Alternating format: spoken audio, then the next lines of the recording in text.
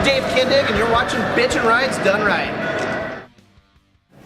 Hello friends, I'm Larry with Rides Done Right. I'm at the Northwest Rodarama, and I am with Greg Meyer. Do you remember Greg Meyer from Salem? Greg, nice to see you. Nice to be back, yeah. I don't know, they'll let anybody in to co-host anymore. So there is a little bit of rhyme to the reason here. We are in Puyallup. Yep, Washington. And Washington State Fairgrounds, yep. And the Hall of Fame winner last year. Last year we came in, the way they run the show is that all the car participants that come in, each owner gets a ticket with 2 names on it, or 2 blanks on it, and you get to fill it in. They assume one will go to you and one has to go to somebody else. So we fortunately came away with the most votes. So we won the trophy last year. So this year we came back and went into the winner's circle up front, right? So when you first come in the door, we're the first car you see. Everybody has to see your car. They have to see it. Yeah, it's that's that one first. When you first come in there, like, oh, not that again. One of the things I liked after getting to see it was that Greg shows the car with the top on and down on the ground, which is not like you normally show it in your display. So I like seeing it differently. The full 20 by 20 ISCA judge show, display is up in the air, top off. The top's on the ground next to it. So all the pieces are there, and we do that so that people, because it's up in the air, you can't really see into the car very well, so this show is going to be on the ground, and so we just had to keep the top on, give it a different look, put reconfigure the display trusses around it, and show it that way, and it looks really good on the ground, and I love seeing it that way. And isn't it easier for kids to reach out and put their hands on it too? Well, that's what I call the baby stroller guards are for. The truss around the cars to kind of keep people away. I saw that. Did you have to redesign it for that? Because Yeah, it's a different shape. So we just took pieces of the display and cobbled them together for this show, and it worked out fine. I looked at that and it's like, I know that's not the same configuration, and it actually looks custom made for that. Whereas anybody else in here just got the chain rope thing. Yeah. Leave it to Greg that he can't go halfway with it. He's got to. Well, we were setting it up, and every time I mention something to my wife about that, they say, hey, we can put the trusses up. And she goes, oh, you're just supposed to bring it in and park it, and we're out of here. I was like, no, I can't just do that, right?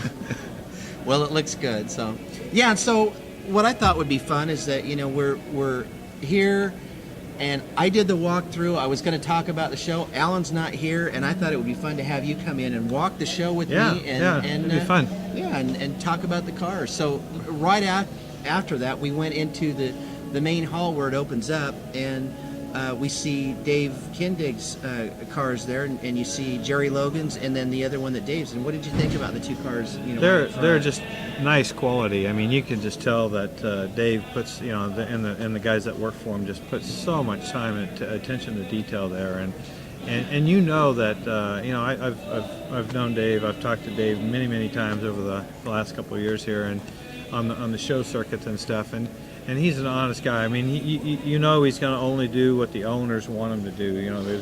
It's either going to be a driver, or it's going to be a show car. Jerry went all in on the show car thing, so he really wanted to do that, and you can tell that they did. They went all in and got it perfect, and it's just all the details are there, and it's just quality is really nice. It's on both cars, and the Pontiac is a little understated in terms of when you first look at it. It's not the wow. It's kind of a sleeper, right? But when you start looking at it, the quality is there. You can tell it's done right. It is, and the build up and the hype, obviously from the show and everything, is on Jerry's car, and yet at the same time you can't overlook that car sitting right beside it. It's so beautiful, and I think they complement each other really well. They look good together. Yeah, absolutely. And those custom wheels on that Pontiac, I mean, you would never know that they look like a stock piece, right? They're really nice. Yeah, I love looking at those, and the displays on both of those really nice too. Yep. Yeah, I like the look.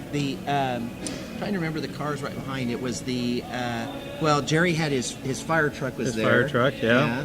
That's a lot of fun. That thing's got straight pipes, and so when he's driving that around, it's loud.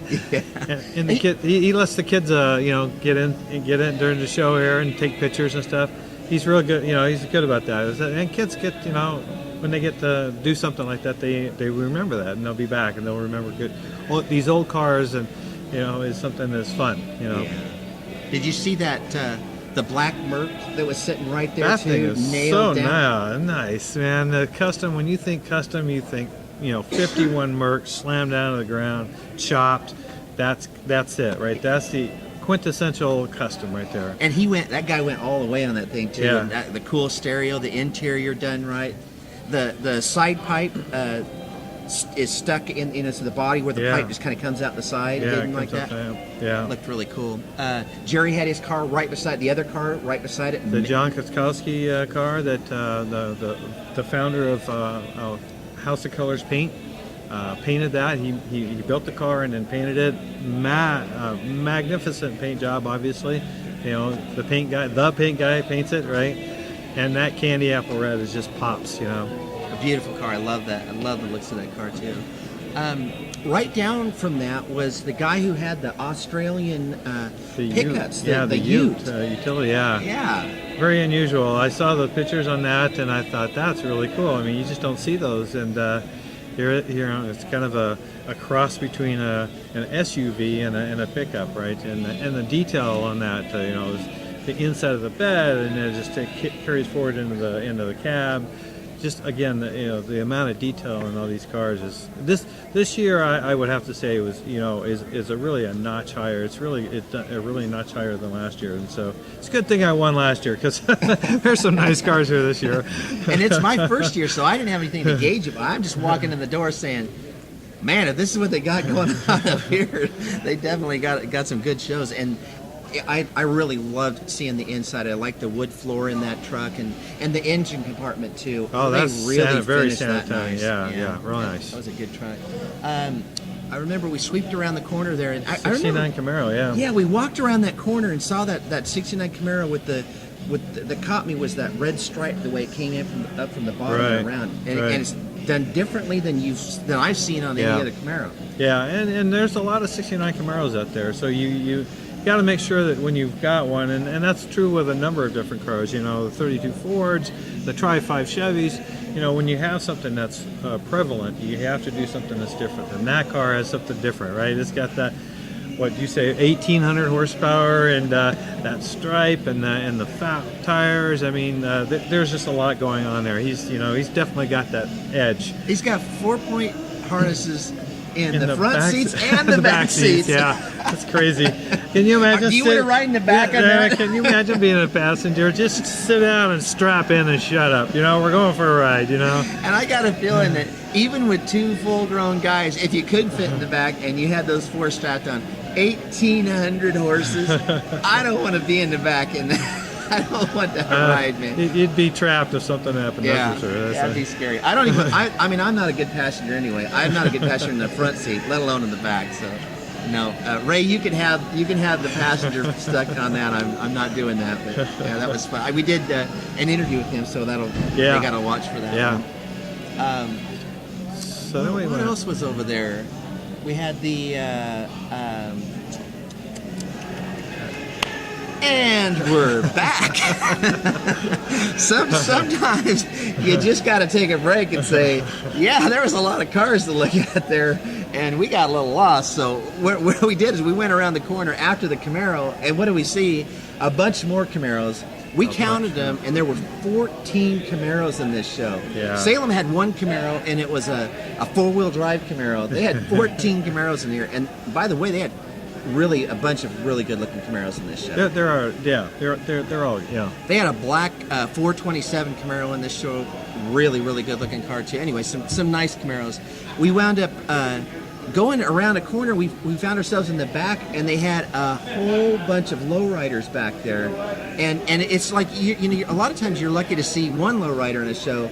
They had a whole section of lowriders, and we got to interview Velo, who had that really tricked out kind of taupe and all the detail on that. Yeah, one. you know, I don't normally stop and look at lowriders that much. It's just not my thing. But you know, but you can't help but look and you see all the attention to detail and the amount of work that they put into those things. It's incredible. But yeah, that one especially had so much going on. It was just everywhere you look, there's something, and it's just a lot of detail. It's just unbelievable. Yeah, they don't sticker those cars. They, you know, it's like they got some paint guys in there that, that have all the tricks, and they like, even though, you know, you can say, you know, sometimes that they'll throw all the tricks out in one paint job and it gets overdone. That car, even though it had a lot of paint work in it, I thought they used a good amount, and it was done pretty tastefully. It looked like an artistic piece that was just done very nicely. Yeah, nice. You know, almost elegant, but not. You know, in a lowrider sense, it was elegant, right? Yeah. Not over the top, not all the twisties and all that stuff, but really nice. Yeah, and for me, it was something I kind of thought that, even though I'm not a lowrider guy, it was something that I kind of thought, now that's a lowrider I could see putting in the room like a piece of art and just looking at it and going, that's cool. I wouldn't drive it, you know, because that's not me, but I would look at it and go, man, that looks nice. I mean, it's a cool piece of art. Yeah, and that's true with any of these cars in here. You know, a lot of these cars are not your taste or somebody else's taste, but you can always recognize the quality and the time that they put into these things, and that goes a long way. So. And especially that one. I mean, I can imagine the time they put in that compares to anything anybody has anywhere in the show. Yeah, you can definitely tell that they put a ton of time into that. Yeah. And they, you know, the group that does those cars, they're like a club, and it's a bunch of guys who get together and they work on each other's cars. Yeah. I think that's a cool concept. Cool. The idea that they get together and do that. Yeah. One of the things that we're going to do in this series of videos that we're doing at the show is afterwards they're going to put their wheels on those cars. And they're going to do a little show for us. A little bouncing up so and we'll down. go out there. We'll do the video stuff for that. That'd be fun. We'll get to watch that. So fun. we'll show that stuff later. So watch for that video. We went around the corner and we got to see a car that some people are going to get emotional one way or another because, you know, if you go mixing models, you know, sometimes things, brands, people kind of get a little emotional, and you take a Chevy, especially if you take a you know, like a 55. Like a Chevrolet, one of the Tri-5s, and you mix it up a little bit, That kind of gets some people going, don't mess with my Chevy. That's one of the, that's what I said, you know, you have 32 Fords, you have Tri-5s. What are you going to do different? There's a ton of each of those, right? And when slamming that big old fat Hemi in that 55 was, and it's quality, right? And it's not just mixing it up, which is, you know, unusual. But just the quality inside and out. The interior was well done. The outside, the colors matched perfectly. You would like that color anyway. I mean, I'm a copper kind of guy. Yeah, and in my book, you know, anything with a Hemi is a notch better. You know. Yeah, I like the engine. I like the color, the cream with it. It was a car that every time I went back and walked the floor. Every time I saw the car, I liked it more and more and more each time I saw it. And like he said, you know, when you see one of those, you can have a tendency to say, no, it's another nice one. But when you see one that's nice and it keeps your eye, and you say, boy, it's kind of that another notch above, you know you have something nice when it does that. Yeah, and going back and back and back, and you appreciate it more. That's a testament of the quality and the attention to detail. It's just, you know, again, this is a really nice year this year. So yeah, he had that air breather in it that I thought was cool. How he took it into the cowl and he gets the air. I thought that was a neat little. Yeah, the air comes in from what was used as the vent into the cabin is now the air intake for the motor. It's very clever. Yeah, he had a lot of cool things with that. You watch the video on that car too, because that you'll find a lot more about that car. We went down just from that. We saw the Phaeton was right down from that as well. So if those are not familiar with the Phaeton, it's a type of car. This is a 36 Ford Phaeton. So the Phaeton is like a type of car, like a coupe or a roadster or a cabriolet. A Phaeton is like a sedan, only it's like a a roadster sedan. You know, it's no windows on the side, and it's just got this removable or convertible type of top to it. So that's the Phaeton, and it's so if you don't have the top on it and you have this big long body, it kind of looks like a bathtub. Sometimes they call them bathtubs. So it had a nice interior, and I mean it's a neat looking car. Yeah, no, a lot of detail on that one. Again, you can tell the quality is there, and it was professionally built. So it's a nice car. Right down from that was a car that I would have never guessed. I walked up on it, and until I read the sign, I would have never guessed that I was looking at an Edsel. So and that's a low, one of these years that the Edsel actually looked. Well, this one looks really cool, but it's low and it's been take a coupe, hard or a hardtop actually, and cut it into a convertible, and that thing is really cool. I mean, there's a ton of work in that thing, and the detail and the quality is there. It's one of the top good guys picks. So it's yeah.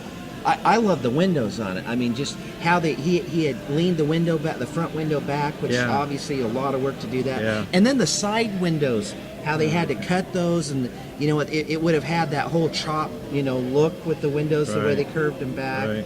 And the back of that, it was driving in, and it was driving away from me, and I saw those tail lights, and I'm like, what is that? Because you just don't see them, right? Yeah, it's pretty cool. And even the color is different. I mean, everything very about elegant, very elegant, and the wheels go with it. Really, that elegance, yeah.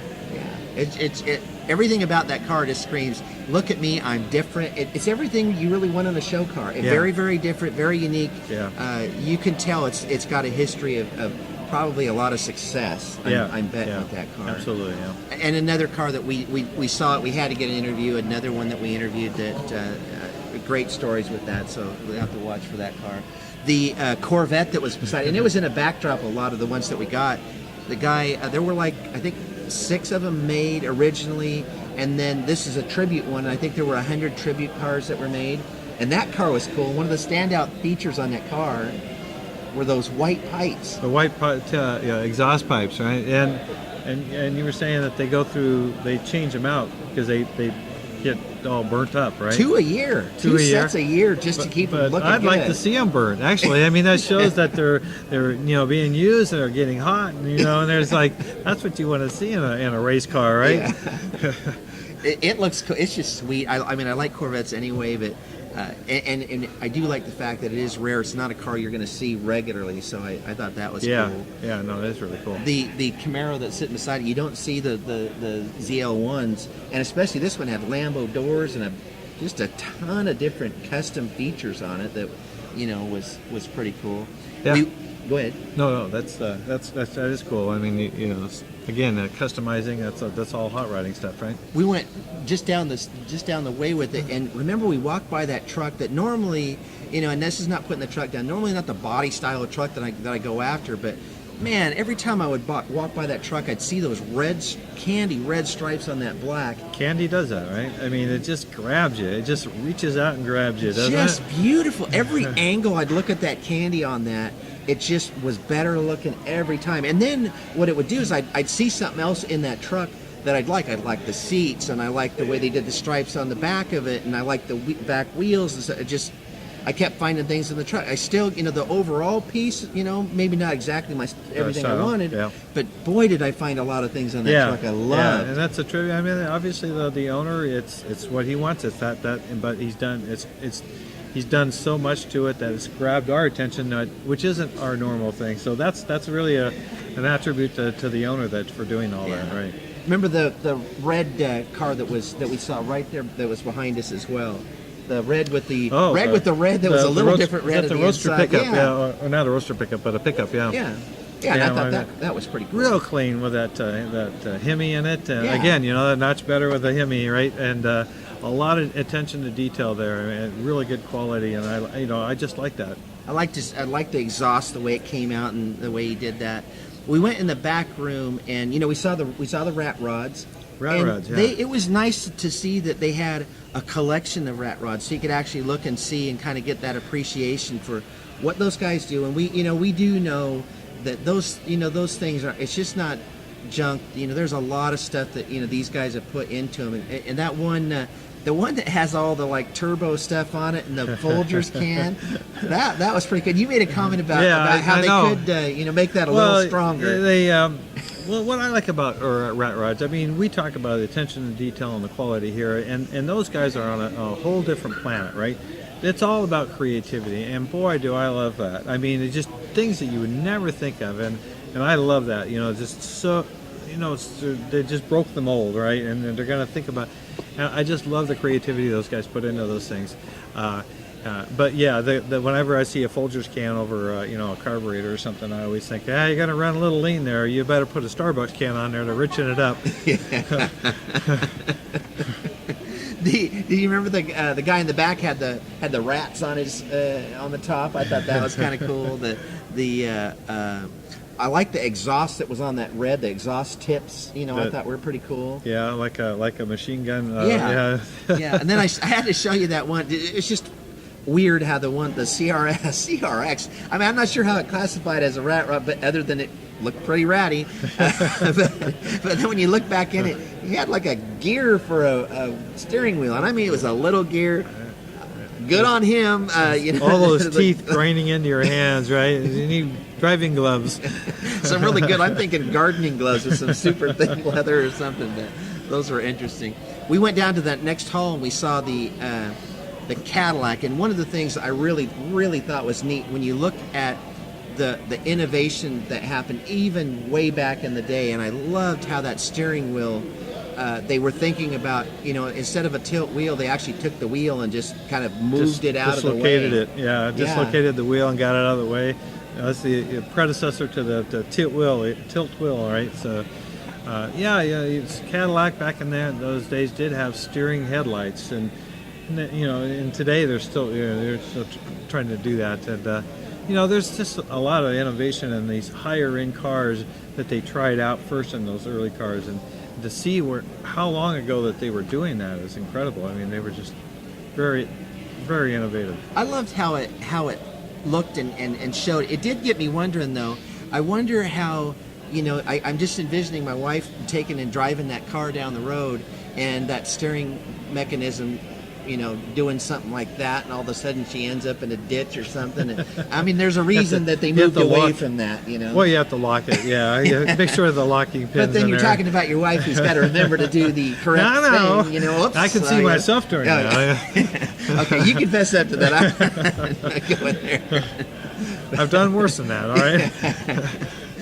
So, yeah, that kind of covered the show, and the intake, I like the intake. I mean, that motor was a 1917, right? So I think Chevy or GM had the first V8 in 1915. So that was one of the very early V8s back then. And that intake for that motor was very unusual to see the individual intakes on that block. So it was interesting to see how they did how the plugs came out on each one of those. Yeah. And they had a different sequence kind of thing that was happening. That was trying to figure that out and racking my brain. And me too. Yeah, I was like, leave it. I'm trusting that it worked, but boy, I don't know how. Yeah, no, it was that was cool to see that. So my first experience here, and I'm really impressed with the show, and definitely see why people have been coming here so long now, and it. It does. It gets a guy wondering. You're a guy who's been here, been through it, knows what people pick for who they're looking for. Do you get a vote this year? Yeah, you're here, so you vote. Are you gonna fess up, or are we? I just love that 51 Merc. I just fell in love with that. Is that right? Yeah. See that. And I'm not going to knock that at all, because I looked that car over too and thought, that is a beautiful car. One of the things that you had said about is the quality of cars that are in here. And I guess the reputation of, I'd heard that the show was pretty good. Yeah. So I guess I knew that coming into here and that it was going to be that good. I have no idea who's going to do what. It'll be interesting. It is cool that they do 2 a year, right? Oh yes, they pick two winners. It's the first and second winner, of the top two vote getters. Yeah. Yeah. So we'll wind up seeing two, and I guess we're going to find out, pretty soon. That'd be fun. Yeah. Yeah. So we'll post it up, and you guys watch for it, and Greg, thanks for Thank you. showing up and doing it with My me. pleasure, We'll yeah. see you again in the future, and thanks for watching, guys. See you next time.